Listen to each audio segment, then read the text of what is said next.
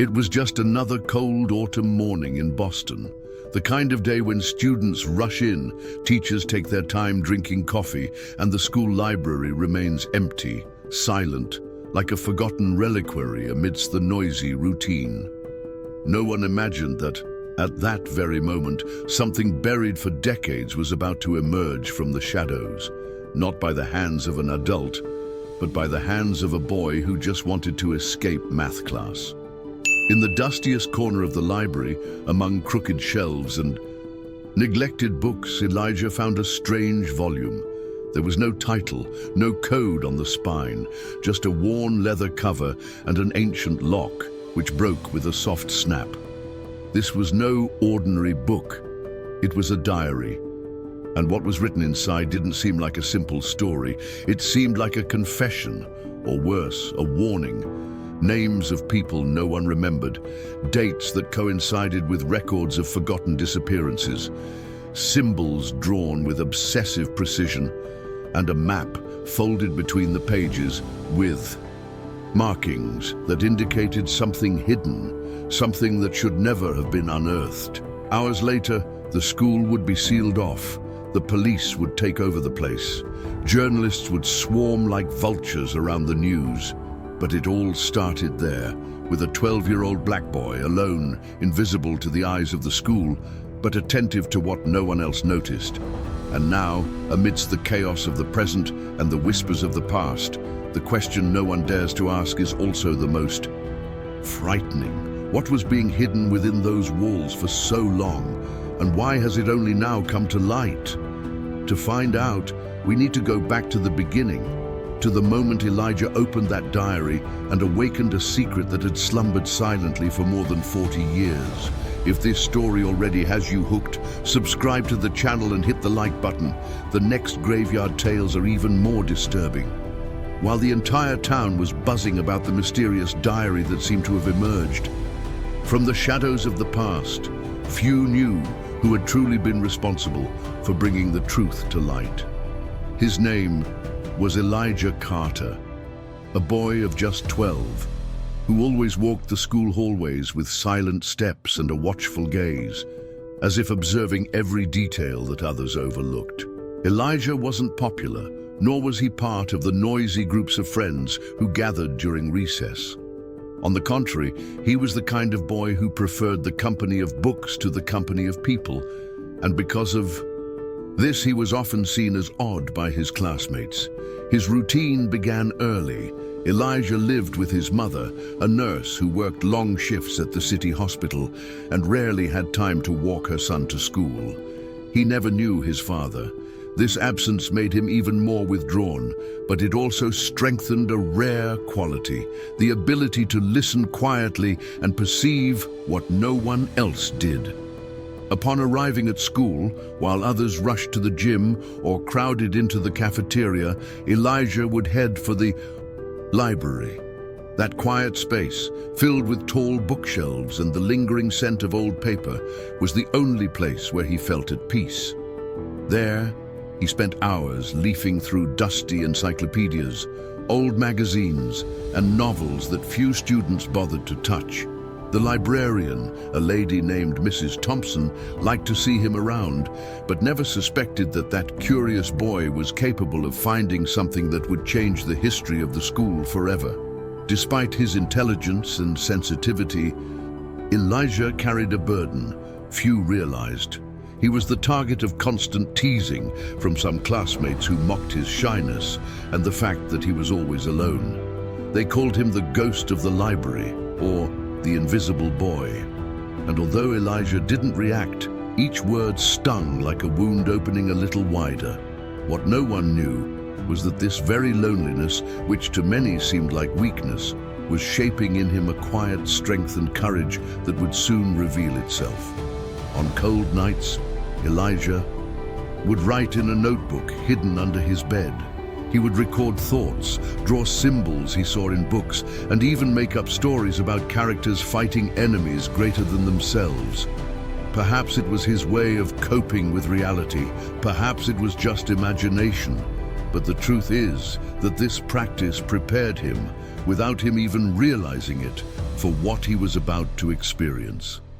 While the school ignored him and the adults underestimated him, Elijah began to notice small signs that something strange was about to happen. And as always, no one seemed to pay attention to his silent observations, because deep down, who would believe that that shy, invisible boy would be the only one to see what was hidden in the shadows of the library itself? That week, the school library seemed quieter than ever. The tall windows let in the pale morning sunlight, which fell in golden beams on the antique wooden bookshelves. Elijah walked through the narrow aisles among the books, smelling the distinctive scent of aged paper mixed with the varnish of the furniture. For him, this place was almost sacred, a refuge from the cruel laughter and scornful looks he received daily. However, that day, something different would catch his attention.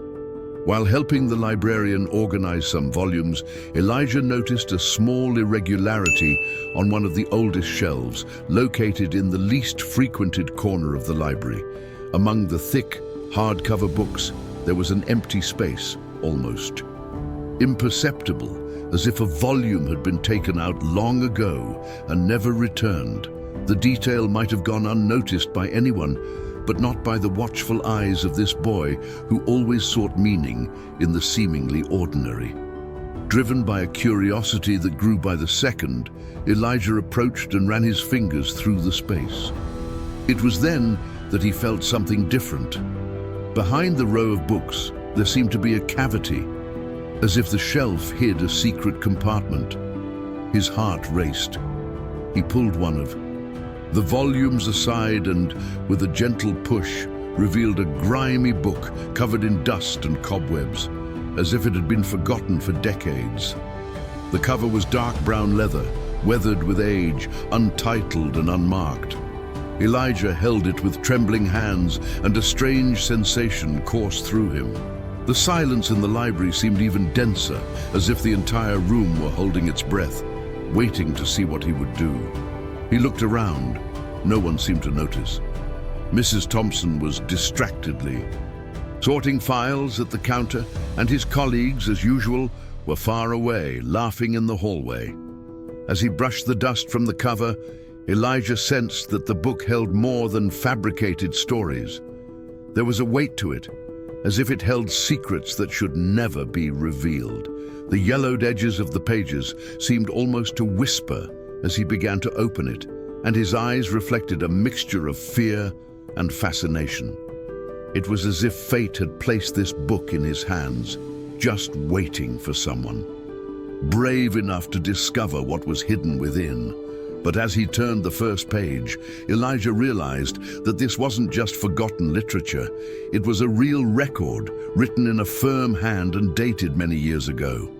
What he didn't know yet was that, by opening those pages, he would be beginning a path of no return, where each word would reveal fragments of a secret capable of shaking the entire city. As Elijah began to leaf through those fragile pages, he immediately realized this was no mere forgotten notebook. The handwriting was elegant, but there was a certain haste in some passages, as if the author had written under stress or fear of interruption. In the upper corner of each page were old dates, marking the years 1974 and 1975, decades before Elijah was even born.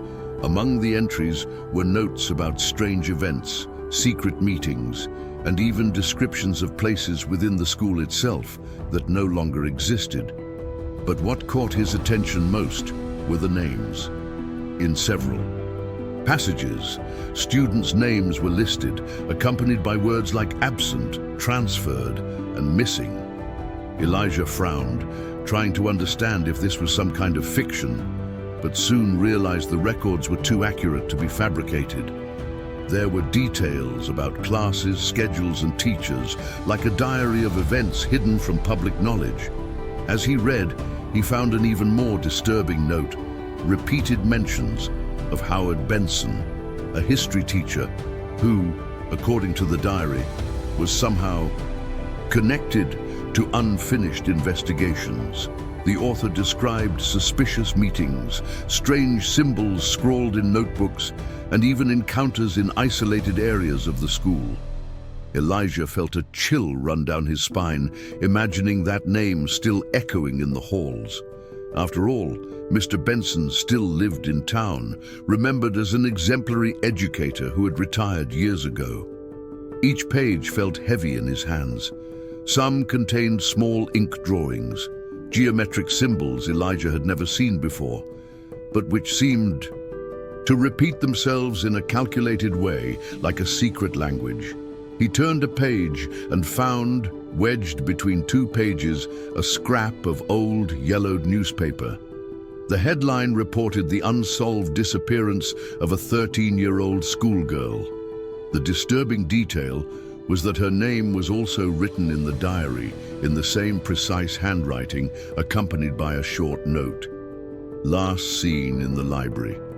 Elijah's heart beat faster. He knew this wasn't just a historical find, but a concrete clue that could explain a disturbing silence that had hung over the school for decades, and deep down, a question gnawed at him. Why would someone keep this diary in such an accessible yet hidden place? With each line, the feeling that he was becoming involved in something much greater grew within him. And although everything in his mind told him to close the book and forget what he had seen, his eyes couldn't tear themselves away from the words that called him back, as if asking to be revealed. What Elijah couldn't yet imagine was that, in trying to share this discovery, he would discover the cruel weight of not being taken seriously, and the price of keeping secrets no one wanted to hear. Elijah spent the rest of the morning with the journal tucked between his arms, unable to concentrate on his classes. The words he had read still echoed in his mind like distant bells, every name, every symbol, every detail about unsolved disappearances. To him, this wasn't just a coincidence or an ancient legend. It was proof, a key capable of opening doors the entire town had preferred to keep closed. When the recess bell rang, he gathered his courage. He walked to the principal's office, a stern woman named Mrs. Collins, who always seemed too busy to listen to the students' problems. Elijah knocked on the door, and his heart racing, produced the diary, opening it to the pages where the names and dates were listed. "Ma'am, please, you need to see this," he said, his voice trembling, but filled with urgency. Mrs. Collins adjusted her glasses, glanced at the scribbled pages, and let out an impatient sigh. "Elijah, you're already known for making up stories. This isn't the time to joke about serious matters." He tried to argue, pointing to the old report he'd found between the pages, but the director slammed the book shut and handed it back to him, as if discarding something unimportant. "Get back to class, and don't waste my time with nonsense." Elijah's chest tightened. He left the room feeling as if he'd been hit by an invisible punch. The diary seemed to weigh even more heavily in his arms, and for the first time, he wondered if anyone would actually believe him. That afternoon, he tried again. He showed the book to the librarian, Mrs. Thompson, hoping she would at least be curious. But she just smiled condescendingly. "Honey, this is just some old notebook someone left around here. A child's mind can turn anything into a mystery." The words were spoken softly, but they carried the same disbelief he'd encountered from the principal. And to make matters worse, two students passing in the hallway overheard the conversation and began to mock them. "Look, the library ghost found a haunted book," they laughed, pushing him gently. A blush of embarrassment burned his face. Elijah closed the diary and hurried away, trying to ignore the laughter echoing behind him. But despite the humiliation, something inside him refused to give up. If no one believed him, he himself would need to find a way to prove himself right. He tucked the diary into his backpack, feeling as if it were a dangerous burden, and resolved that, even alone, he would not let that secret die buried among yellowed pages. That night, In his room, lit only by the dim light of a lamp, Elijah read the diary again, this time with even more attention. The entries seemed to come to life before his eyes, and the connections became increasingly clear. He realized he could no longer rely on adults. The responsibility for uncovering the truth lay solely in his hands. And as the early morning shadows lengthened across the walls, the boy made a silent choice. He would begin his own investigation. Little did he know that this decision would be the beginning of a perilous journey, where each step would bring him closer not only to the truth, but also to forces that would do anything to keep that secret buried forever. Elijah woke before the sun that morning. The diary remained tucked under his pillow, like a secret pulsing silently. His eyes burned with sleep, but his mind would not rest. He had already understood that no one would believe his words, no matter how strong the proof he carried. If he wanted to discover the truth, he would have to do it alone. And it was in that moment that for the first time in his short life, Elijah felt he was entering a battle that was not just his, but the battle of all the children whose names were engraved on the yellowed pages of that book. At school, he pretended to follow his usual routine. He sat in the back row, pretended to copy the exercises, and kept his head down so as not to attract attention from his classmates. But behind his shy facade, Elijah observed everything. He noticed the teachers walking the hallways, the staff members who came and went without explanation, the places almost no one visited. Every detail was stored in his mind, like pieces of a puzzle he was determined to put together. When the bell rang for recess, he ran to the library. He chose a secluded table and opened the diary, now with his cell phone in hand. He photographed each page, recording the names, symbols, and suspicious passages. He knew that if he lost the diary, at least he would have digital evidence. Then, while Mrs. Thompson was busy with a group of students, he slipped into the archives room, where he found boxes of old newspapers.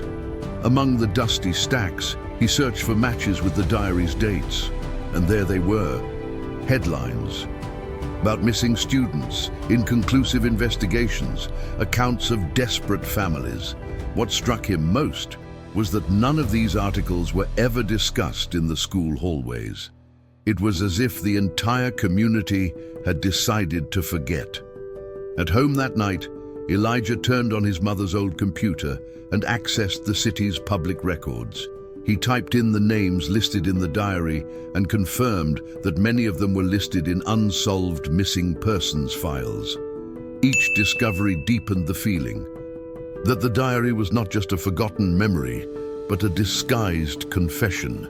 Days later, his courage carried him even further. Armed only with his cell phone flashlight, he descended into the school basement, a place rarely visited. The floor creaked beneath his footsteps, and the smell of mildew and rust filled the air. As he advanced, his flashlight illuminated stained walls, ancient wooden doors, and in some places, symbols scratched with faded paint, identical to those he had seen in the diary. His heart hammered in his chest, but Elijah did not back down. In a secluded corner, he found a door partially covered by old boxes. He pushed them open with effort and revealed a rusty lock. He tried to turn the handle, but it was locked. Still, the mere fact of having found that hidden space was enough to confirm that there were more mysteries buried beneath the building. He recorded everything with quick photos, certain that sooner or later he would return. When he returned to his room, that night, he lay in bed, staring at the ceiling, trying to process every detail. He knew he was probing deep wounds, but he couldn't stop. With each clue he found, his determination grew, as did the certainty that someone, somewhere, would do everything in their power to prevent him from reaching the truth. What Elijah didn't know yet was that he would soon begin to discover that he wasn't just reconstructing forgotten memories, but also poking at scars that certain people would do anything to keep closed. As each day passed, Elijah's notebook was no longer just a repository of photographs and newspaper clippings. It had become a veritable wall of connections, where he connected dates, names, and symbols with hand-drawn lines. On the bedroom table, the old diary lay open side by side with the records the boy had been accumulating. With each detail uncovered, the dark outline of a story the town seemed to have chosen to erase from its collective memory became clearer. It was on one of these nights that Elijah noticed something peculiar. Among the names mentioned repeatedly in the diary, there was always a subtle connection to history classes in the 1970s. The classes involved were the same, the schedules coincided, and in almost every mention, the name Howard Benson loomed large as a recurring shadow. The retired teacher, remembered as a man of character and culture, appeared in the pages as someone who met with students at odd hours and organized get-togethers outside of school. The contrast between the respected figure and the diary's contents created an unease that Elijah couldn't ignore. He determined to confirm his suspicions. During breaks, he began to examine the school's old bulletin boards, where black and white photographs recorded past classes. There, he saw the smiling faces of students he later found on the missing persons list. And amid each photo, the same figure was almost always present, Professor Benson, with his serious gaze and firm hand on the student's shoulders. The repetition of that image gave the impression that he was everywhere, like a shadow that never left. Gradually, Elijah realized that the symbols scrawled in the diary weren't random either. Scouring old library books, he found references to markings used in secret study societies, a type of coded language used to indicate meeting places or identify members of a group. The markings that appeared on the walls of the school basement had the same shape. This meant that, at some point, those symbols had been left intentionally, like traces of an underground network. The biggest shock came when Elijah found, hidden in one of the diary's last pages, a list of catalogued personal items. Among them was the name of a girl who had disappeared in 1975, along with the description of a blue necklace. Intrigued, the boy searched the newspaper's digital archives and found a contemporary report mentioning that the young woman had last been seen in the school library. The coincidence was anything but coincidental. The tension was mounting. Elijah no longer felt merely curious, but pressured by an invisible force pushing him forward. It was as if the diary itself demanded to be fully unraveled. The boy understood he was tapping into something much bigger than himself, but retreating was no longer an option. And as he scribbled another line in his notebook, he realized he wasn't just faced with a long-suffering mystery, he was faced with a dangerous truth, a truth that bore the name of someone the entire town respected, and who certainly wouldn't stand idly by upon discovering that a boy was beginning to piece the puzzle together. That night, Elijah couldn't sleep. The diary lay open on his desk, and each symbol drawn there seemed to pulse like a living scar. The boy knew he was getting too close to the truth, and precisely because of that, a new fear began to settle in his chest. The school, once a silent refuge, now seemed a place full of invisible eyes, as if the ancient walls concealed secrets that would no longer tolerate being disturbed. The next morning, he decided to return to the basement, determined to further explore the locked door he'd found. He waited until after class, when the hallways were nearly empty, and descended the narrow stairs with measured steps. The cold, damp basement air immediately enveloped him, carrying the heavy smell of mildew. With his cell phone flashlight in hand, Elijah illuminated every detail of the stained walls, listening for any noise. As he approached the door, he noticed something that made his heart race. The box that had previously been leaning against it had been moved. The dust on the floor betrayed recent drag marks. Someone had been there after him. Elijah took a step back, swallowing hard. Suddenly, the sound of footsteps echoed down the narrow hallway, steady and heavy, coming ever closer. The boy turned off the flashlight and hid behind a set of old bookshelves, holding his breath. A man's shadow fell against the wall, and Elijah could hear the lock creaking as it was being tested. The visitor seemed to be carrying a set of keys, and after a few tries, a metallic click echoed through the basement. The door slowly opened, revealing a space beyond that Elijah couldn't see from where he was standing. The man stepped inside, and the door creaked shut again. The silence that followed was unbearable. Elijah knew he had to get out of there, but his feet felt stuck to the ground. Heart-pounding, he waited a few minutes before dragging himself toward the stairs. He climbed carefully, trying not to make a sound, but as he reached the last step, he felt something was wrong. The diary he was carrying inside his backpack slipped, and one of the pages fell to the ground with a thud. He didn't have time to recover. He ran through the deserted school corridors, breathing heavily, certain he'd left a dangerous trail behind him. And in that instant, he knew he wasn't just secretly investigating anymore. Now someone knew he'd been meddling where he shouldn't have. What he couldn't yet imagine was that, from that moment on, the game would no longer be just about discovery. It would also become about survival. The following days were a whirlwind of fear and anticipation for Elijah. He knew that by dropping that page into the basement, he had revealed his presence to someone who didn't want to be discovered. The watchful eye that had previously been limited to the details of the library now extended to the hallways, to the shadows that seemed to follow him, and even to the sound of footsteps behind him.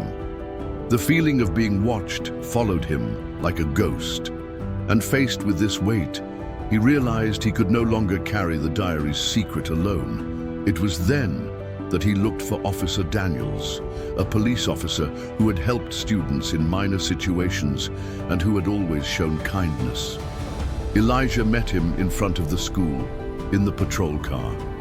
With trembling hands, he took the diary from his backpack and opened it to the most disturbing pages. Daniels frowned as he read the names and saw the newspaper clippings Elijah had pasted alongside the notes. The seriousness on his face replaced any trace of disbelief. "Where did you get this?" the police officer asked, his voice low but thick with tension. Elijah recounted in as much detail as he could the space behind the bookshelf, the basement, the symbols on the walls, and even the shadow he'd seen enter through the hidden door. Daniels remained silent for a few seconds, taking it all in. Then he radioed for immediate backup. That same night, the school was surrounded by patrol cars. Journalists huddled behind the fences, trying to capture footage as the police stormed the building.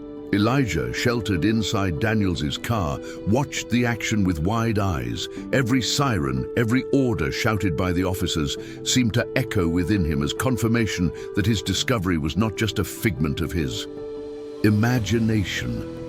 The officers descended to the basement and, after breaking down the locked door, found stacked wooden boxes. Inside were old notebooks, black and white photographs, and personal items belonging to the children who had disappeared decades earlier. The scene shocked even the most experienced officers. The missing evidence was right in front of them. These were not legends, not fabrications, but real traces of crimes buried in the past. Outside, the murmur of the crowd grew louder. Parents, alumni, and locals watched in disbelief as reporters broadcast the discoveries live. Secrets of the Past Revealed at Boston School read the headlines that began to pop up on cell phones. For the first time, the entire city realized that a dark story had been carefully hushed up for years, and at the center of it all, still invisible to many, was the boy that no one believed in. But the revelation wasn't the end. It was just the beginning of something bigger, because along with the evidence came even more frightening questions. Who, after all, had kept all this hidden for so long? And how far would they go to silence anyone who dared bring the truth to light? The revelation shook Boston like a silent earthquake. Within hours, helicopters were hovering over the school, shining spotlights on the brick facade. Reporters jostled for space to capture exclusive footage, while police cars formed a siege around the building. Elijah watched from inside the patrol car, huddled in the back seat in disbelief. The next morning, the news was all over the local newspapers. Old evidence links retired professor to unsolved disappearances. Photographs from the past began to circulate, and with them, the inevitable association with the name of Howard Benson. The man who for years had been remembered as an exemplary educator was now seen as the centerpiece of a dark mystery. Public pressure was immediate. Police surrounded Benson's home, located in a quiet neighborhood. Neighbors peered out their windows in disbelief as officers knocked on the door. Elijah, led there by Daniels, watched from a distance. The boy's heart raced as the teacher's aged figure appeared in the doorway, his expression confused and his eyes blank. The scene was swift. Cold handcuffs, camera flashes, and shouts of protest from the crowd. Inside the school, investigative teams searched every corner of the secret basement. They found more recent records than previously thought, suggesting someone continued visiting the space long after the original disappearances. The most disturbing detail was the discovery of children's clothing, still preserved in boxes, as if someone had interrupted a macabre remembrance ritual just a few years earlier. For Elijah, this was not only the end of a mystery, but confirmation that his intuition had never been wrong. Even so, the victory tasted bittersweet. He knew that even with Benson's arrest, many questions remained unanswered, and the ghosts of the children still seemed to cry out for justice from the diary's yellowed pages. As the city celebrated the closure of a case that had echoed for decades, Elijah remained silent. He stared at the ground, feeling the weight of being the only one to see what everyone else chose to ignore. But deep down, something told him that prison wasn't the end of the story. It was just a chapter in a deeper plot, a loose thread that, if pulled, could reveal even darker secrets. The days following Howard Benson's arrest were marked by a mix of relief and collective shame. The city, once steeped in predictable routines and selective memories, now seemed in a state of constant vigil. The story spread like wildfire. National newspapers splashed the school's image, newscasts aired interviews with experts on cold cases, and on local networks, the commotion was accompanied by an uncomfortable silence. Jefferson School, ignored by the rest of the country for decades, had become the center of a narrative that revealed not just a forgotten crime, but a chronic pattern of omission and neglect. At the center of it all, a delicate yet essential piece was Elijah, the boy everyone had ignored, mocked, or underestimated, but who was now exalted as the unlikely hero who brought to light a truth stifled by time. In the library where it all began, that sanctuary of silence and dust where the diary had been found, a small, impromptu ceremony was organized. The bookshelves were pushed aside, the tables gathered in a circle, and in the center of the space, a microphone was set up with improvised wires and discreetly hissing speakers. It was a symbolic gesture, a collective plea for forgiveness. The director, previously always firm, with impeccable posture and an austere gaze, now held a crumpled piece of paper in her hands, and in her eyes a mixture of weariness and regret. She called Elijah before his classmates. The voice that months before had silenced him with a cold, institutional tone now trembled. "We owe you an apology. And more than that, we owe you your courage," she said, trying to hold the boy's gaze. Her face betrayed the discomfort of someone finally understanding the weight of having ignored a cry for help. "Mrs. Thompson, the librarian who had so often gently shooed him away, laughing at his over-inquisitiveness and always cutting off his questions with a "that's not for your age," approached with red eyes and a broken smile. She gently took Elijah's hands and, in a low voice, but enough to echo among those present, murmured, "I should have listened to you, Elijah. I should have looked closer." The silence that followed was thick, almost solid. The classmates who had previously mocked the library ghost, the cruel nickname they'd given Elijah for always preferring books to playground games, looked down, disconcerted. Some tried to smile in a shy gesture of reconciliation, but most couldn't even hold their gaze. The awkwardness was palpable, a collective weight that couldn't be erased with applause or prepared speeches. For Elijah, that moment didn't bring a sense of victory. There was no room for vanity or exaggerated celebration. What he felt was a strange mixture of relief and sadness, like someone who'd been dragged into a war he never wanted to fight, but had nevertheless won. His only wish, then, was that it had all been avoided from the beginning, that someone had simply listened, believed, investigated, because deep down, true heroism, for him, would have been not needing to be a hero at all. The city's mayor, who was unable to attend in person for security and press reasons, sent a symbolic plaque in honor of the boy. Delivered by an office employee, the plaque was heavy, made of brushed steel, and bore a simple inscription, "To the silent courage that illuminated the truth." Elijah took it with both hands, stared at the inscription, and said nothing for several seconds. When he finally looked up, all he uttered was a brief, low-voiced thank you. There were no speeches, no savior pose, just the posture of someone who knew the hardship of carrying such a discovery. As applause echoed through the makeshift hall, one detail went unnoticed by many, but not by Elijah, because inside him, amidst disconnected memories and phrases he'd read in the diary, a shadow insisted on moving. He knew the recognition was deserved, but he also felt the story wasn't complete. There were pages in that old notebook he still couldn't interpret, symbols that seemed to repeat with strange frequency, names that hadn't been mentioned in the public archives, a map with incomplete coordinates. Too many fragments for a definitive conclusion. Every night since the revelation, Elijah dreamed of the same image, the back room of the school, with walls covered in notes and a dull thud coming from the floor, as if something still wanted to be found. In the dream, he clutched the diary tighter, like a key. He always woke up sweaty with a racing heart and a sense of urgency that was hard to explain. That night after the ceremony, now home, Elijah locked himself in his room. He sat at the table, his diary open in front of him. He ran his fingers over the pages as if caressing a still open wound.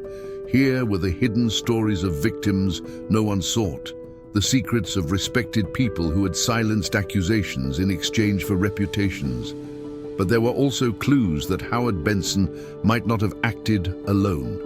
Vague references to other names, other places, and one passage in particular that now echoed in his mind with unsettling clarity.